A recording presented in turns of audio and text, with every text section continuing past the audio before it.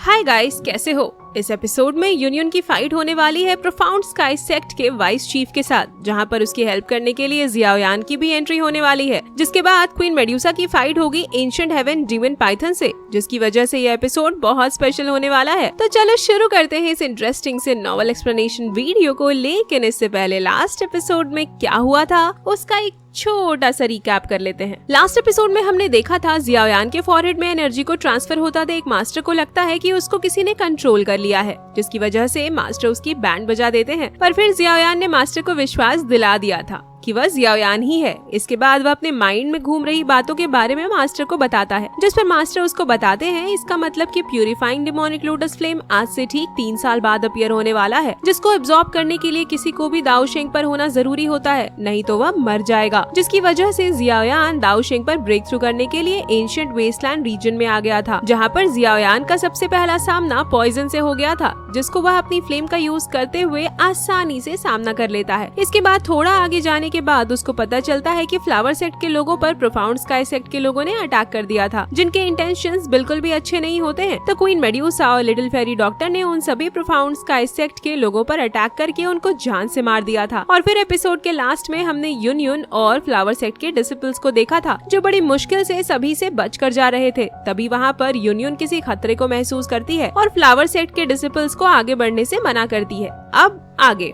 Episode number 172 की शुरुआत में हम फ्लावर सेक्ट के डिसिपल्स को देखते हैं, जो यूनियन की बातों को सुन नहीं पाते और सामने बने स्पाइडर के नेट में जाकर फंस जाते हैं, जिसे निकलने की वह लोग कोशिश करते हैं पर बाहर नहीं निकल पा रहे थे। तो नलन यारान उनको मूव करने से मना करती है। इसके बाद उसने एक स्वॉट टेक्निक 1000 विंड ब्रेक से उस नेट पर अटैक कर दिया था, पर इससे भी उस नेट को कुछ नहीं होता, जिसको देख वह काफी हैरान हो गई थी। और तभी हम वहाँ पर प्रोफाउंड स्काई सेक्ट के लोगों को देखते हैं, जहाँ उनके साथ प्रोफाउंड स्काई सेक्ट का लियू केंग भी मौजूद था, जहां वह हंसते हुए बोल रहा था, लिटिल ब्यूटी, तुम्हारे सारे एफर्ट्स इसके सामने बिल्कुल खराब है। यह जो नेट है ये एंशिएंट डीमन बीस्ट स्पाइडर ने बनाया है, जिसे तुम तो बिल्कुल भी डिस्ट्रॉय नहीं कर सकती। लियू केंग को वहां पर देखकर नलन यारान बहुत ज्यादा गुस्सा हो जाती है और बोलती है, बास्टर्ड, लियू केंग तुम यहाँ पर क्या कर रहे हो? जिसको सुनकर लियू केंग बोलता है, तुम्हें कम से कम मुझे डेप्यूटी चीफ कहकर बोलना चाहिए, लेकिन तुम मेरी इस तरह से बेइज्जती कर रही हो। इसके बाद वह लियू केंग उनके साथ बदतमीजी करने लगता है, तो नलन यारान उसके ऊपर अटैक कर देती है और बोलती है, शेमलेस लियू केंग, आज मैं तुम्हारी जान ले लूंगी।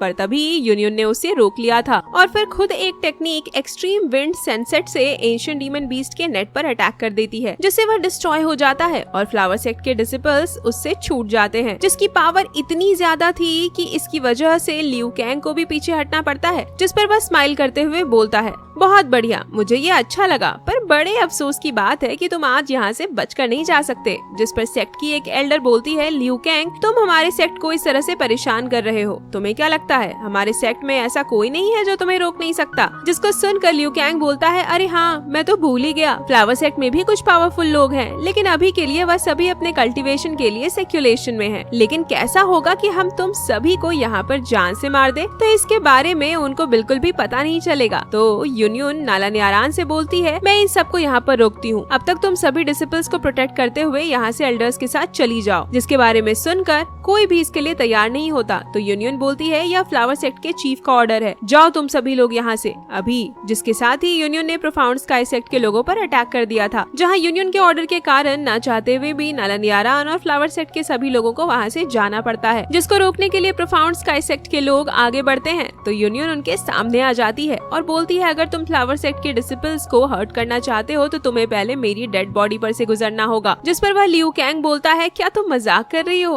आखिर यह कैसे पॉसिबल है कि तुम दाओ जून के 8 स्टार पर होकर मुझे, लियू केंग को, जो दाओ जून के पीक लेवल पर है, तुम उसको हरा सकती हो? और तुम्हें ऐसा क्यों लग रहा है कि मेरे साथ बस इतने ही लोग आए हैं? इसके बाद हम फ्लावर सेक्ट के डिसिपल्स और नलन यारान को देखते हैं, जहाँ नलन यारान पर किसी ने चुपकर अटैक कर दिया था। और तभी हम वहाँ पर याओ हुआ लियांग जून को देखते हैं और उसी ने नलन यारान पर अटैक किया था। और फिर वह बोलता है, सॉरी, मुझे माफ कर देना, मैं अटैक नहीं करना चाहता था, पर प्रोफाउंड स्काई सेक्ट के वॉइस चीफ ने ऑर्डर दिया है कि कोई भी आज तुम में से जिंदा बचकर ना जा पाए। जहाँ उसको वहाँ पर देखकर नाला न्यारान काफी हैरान हो जाती है और बोलती है आखिर तुम अभी तक जिंदा कैसे हो। और फिर हम यूनियन को देखते हैं, जहाँ जब यूनियन नाला न्यारान जिस डायरेक्शन में गई थी वहाँ से उसकी आवाज को सुनकर समझ जाती है कि वह किसी प्रॉब्लम में है और काफी ज्यादा गुस्सा होकर उस लियू कैंग पर अटैक कर देती है और बोलती है अगर तुमने उन सभी को नुकसान पहुंचाने की कोशिश की तो भले ही मुझे आज खुद को डिस्ट्रॉय क्यों ना करना पड़े, पर मैं तुमको भी अपने साथ डिस्ट्रॉय कर दूंगी। तो लियू कैंग यूनियन के अटैक से बचते हुए बोलता है मैं तो डर गया,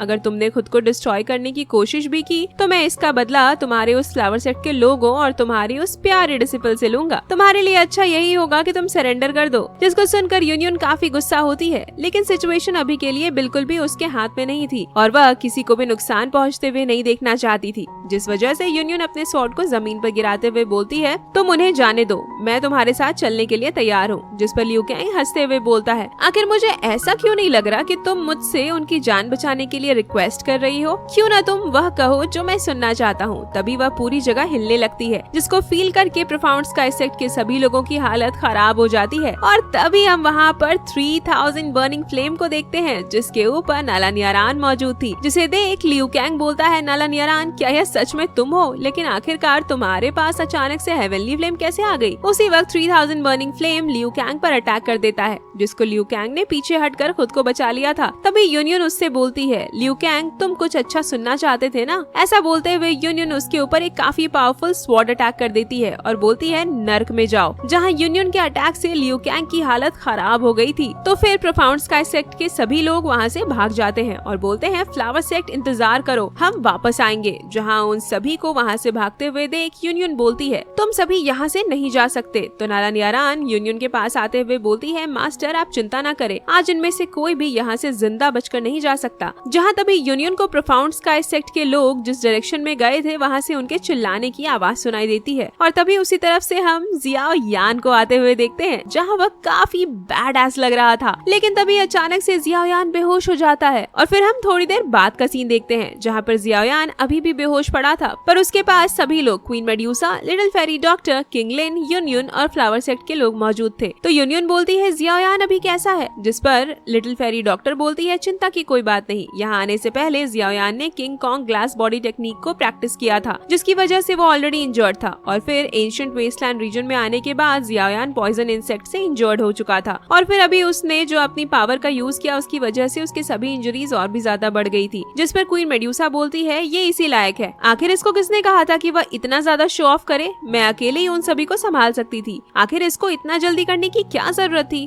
तभी जियाओ यान होश में आ जाता है और बोलता है मैं ठीक हूँ, मास्टर ने बोला था जब तक मैं एंशिएंट हेवन डीमन पाइथन के ब्लड पूल को खोज कर उसमें कल्टीवेट करूंगा मेरी फिजिकल बॉडी की पावर और ज्यादा बढ़ जाएगी, साथ ही किंग कॉन्ग बॉडी टेक्निक को यूज करने की वजह से मुझे जो प्रॉब्लम हुई है वह भी ठीक हो जाएगा। तो लिटिल फेरी डॉक्टर बोलती है ancient heaven demon python already इस वर्ल्ड से डिस्ट्रॉय हो चुका है। जिस पर जियाओ यान बोलता है यह एंशिएंट वेस्टलैंड रीजन है, हो सकता है यहाँ पर हमें एंशिएंट हेवन डीमन पाइथन मिल जाए। तो क्वीन मेड्यूसा बोलती है idiot, ancient heaven demon python 7 colour swallowing python से भी ज्यादा रेयर है, आखिर तुम्हें ऐसा क्यों लग रहा है कि तुम इतनी आसानी से उससे मिल सकते हो। जहाँ ब्लड पूल पाइथन के बारे में जानकर यूनियन हैरान हो जाती है। तभी नाला न्यारान पूछती है आखिर वह एंशिएंट हेवन डीमन पाइथन दिखने में कैसा है। तो किंगलिन बताती है वह एंशिएंट हेवन डीमन पाइथन, उसकी आंखें खून की तरह लाल है, उसकी पूरी बॉडी काले कलर की है और उसका फेस बिल्कुल इंसानों की तरह है। जिसके बारे में सुनकर यूनियन और नाला न्यारान दोनों एक दूसरे की तरफ देखने लगते हैं। इसके बाद यूनियन सभी लोगों को लेकर एक जगह पर आ जाती है और बताती है मुझे लगता है तुम सभी उसी पाइथन के बारे में बात कर रहे हो जिससे हम थोड़ी देर पहले मिले थे और हमने उसे गलती से डिस्टर्ब कर दिया था, जिसकी वजह से उसने हमारे ऊपर अटैक कर दिया, जिससे सभी डिसिपल्स इंजर्ड हो गए और काफी सारे लोग तो मारे भी गए। और इसी चीज का फायदा उठाकर प्रोफाउंड स्काई सेक्ट ने भी हमारे ऊपर अटैक कर दिया और वह पाइथन दाओ जून के 5 स्टार के पीक लेवल पर है, जो बहुत ज्यादा क्रूएल है। पर चिंता की कोई बात नहीं, हम फ्लावर सेक्ट इसमें तुम्हारी पूरी मदद करेंगे। तो क्वीन मेड्यूसा बोलती है तुम्हें इसके बारे में चिंता करने की कोई जरूरत नहीं, उसे तो हम अकेले ही संभाल लेंगे,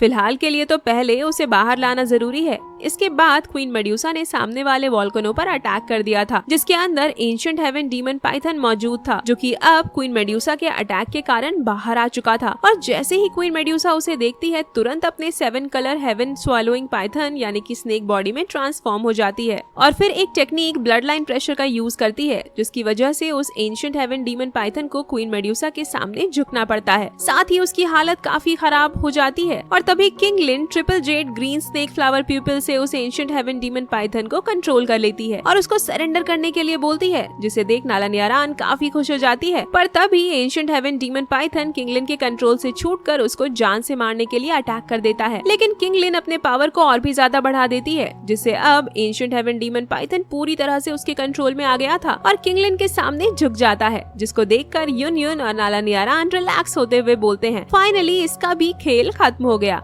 तुमने तो हमें डरा ही दिया था। तो क्वीन मेड्यूसा बोलती है, इसने मुझे ऑफेंड किया, इसका तो यही होना था। जहाँ जियाओयान इंजर्ड होते हुए बोल रहा था, रुको मुझे फाइट करने दो, वह बहुत ही डेंजरस है। तो लिटिल फेरी डॉक्टर बोलती है, पहले तुम अपनी हालत को देखो, उसके बाद फाइट करना। और फिर जब सभी ब्लड पूल को जाकर देखते हैं तो काफी हैरान होते हैं, क्योंकि उन्होंने कुछ और सोचा था और यहाँ पर ये ब्लड पूल पूरा मैजिकल बीस्ट के स्केलेटन से भरा हुआ है। साथ ही वहाँ से बहुत ही गंदी स्मेल भी आ रही थी, जिसको देखकर जियाओयान बोलता है, मुझे नहीं लगता कि अब इसकी जरूरत मुझको है। तो लिटिल फेरी डॉक्टर बोलती है, जाहिर सी बात है, आखिर तुम एंशिएंट हेवन डीमन पाइथन से किसी अच्छी चीज की उम्मीद कैसे कर सकते हो। जिस पर जियाओयान वहाँ से जाते हुए बोलता है, इसीलिए मुझे अभी इसकी जरूरत नहीं है। तो क्वीन मेड्यूसा उसको पकड़ लेती है और बोलती है, तुम्हारे लिए सबसे ज्यादा इम्पोर्टेंट चीज यह है कि ये ब्लड पूल तुम्हारे सभी प्रॉब्लम को ठीक कर सकता है। वैसे भी एक वॉरियर को स्ट्रॉन्ग बनने के लिए ऐसे काफी सारी चीजों का सामना करना पड़ता है। जहाँ किंग लिन उसको चीयर अप करते हुए बोलती है, यंग मास्टर आप कर सकते हो। और तभी क्वीन मेड्यूसा जियाओयान को उस ब्लड पूल के अंदर फेंक देती है और फिर हम 3 दिन बाद का सीन देखते हैं, जहाँ पर यून उस ब्लड पूल को देखते हुए बोल रही थी, पूरे 3 दिन बीत गए लेकिन अभी ब्लड पूल के अंदर कोई भी हलचल नहीं है, क्या जियाओयान ठीक होगा या नहीं। तो लिटिल फेरी डॉक्टर बोलती है, परेशान होने की कोई बात नहीं, हम सभी लोग यहाँ पर उसको प्रोटेक्ट करने के लिए मौजूद है। साथ ही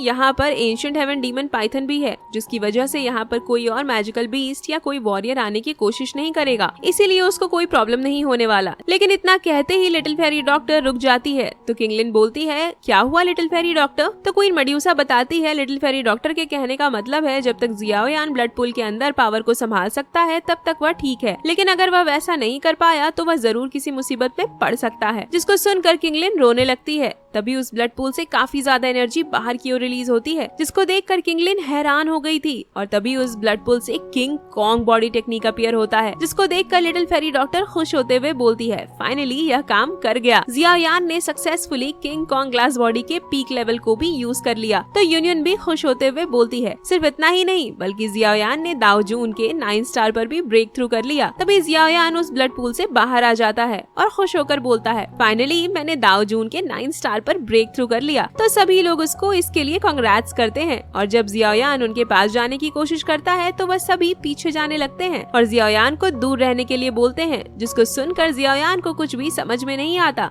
और वो गुस्सा करते हुए बोलता है, आखिर तुम सभी ऐसा क्यों कर रहे हो, तुम्हारी प्रॉब्लम क्या है। तो लिटिल फेरी डॉक्टर बोलती है, तुम 3 दिनों से ब्लड पूल के अंदर मौजूद थे, जिसकी वजह से तुमसे बहुत ही गंदी स्मेल आ रही है, तो इसीलिए तुम हमसे दूर रहो। और फिर हम थोड़ी देर बाद का सीन देखते हैं, जहाँ सभी एंशिएंट हेवन डीमन पाइथन पर बैठकर एंशिएंट स्टेज के पास जा रहे थे, जहाँ लिटिल फेरी डॉक्टर बताती है, एंशिएंट स्टेज एंशिएंट टाइम्स में फाइट करने के लिए एक बहुत ही ज्यादा फेमस बैटल एरिना था, जहाँ पर एंशिएंट टाइम्स में बहुत सारे पावरफुल वॉरियर्स ने फाइट किया था और काफी सारे पावरफुल वॉरियर्स की यहाँ पर डेथ भी हुई थी, जिसकी वजह से वहाँ पर एक अलग तरह की एनर्जी मौजूद है और इसीलिए एंशिएंट स्टेज इस एंशिएंट वेस्टलैंड रीजन में मौजूद होने के बाद भी काफी सुरक्षित जगह पर है, जहाँ पर कोई भी पावरफुल मैजिकल बीस्ट भी नहीं जाना चाहते, इसीलिए वहाँ पर काफी सारे लोग जरूर आए होंगे। इसके साथ ही एंशिएंट स्टेज ही वो जगह है जहाँ से हम एंशिएंट वेस्टलैंड रीजन में और भी ज्यादा गहराई में जा सकते हैं और तभी सभी लोग एंशिएंट स्टेज पर पहुँच जाते हैं। और इसी के साथ हमारा ये एपिसोड यहीं पर एंड हो जाता है। नेक्स्ट एपिसोड में क्वीन मेड्यूसा मिलने वाली है पहली बार ज्यूनर से, जहाँ ज्यूनर को जियाओ के बारे में भी पता चल जाएगा। इसके बाद जियाओयान की बैंड बजने वाली है और फिर जियाओयान की फाइट एक बार फिर से होने वाली है मिस फेंग किंगर और उसके ब्रदर के साथ। तो अगर एक्साइटेड हो नेक्स्ट एपिसोड के लिए तो लाइक करो गाइस और कमेंट करके बताओ एपिसोड आप लोगों को कैसा लगा। तब तक के लिए बाय बाय, मिलते हैं एक और न्यू नॉवेल एक्सप्लेनेशन वीडियो के साथ और हाँ, सब्सक्राइब करके जाना प्लीज।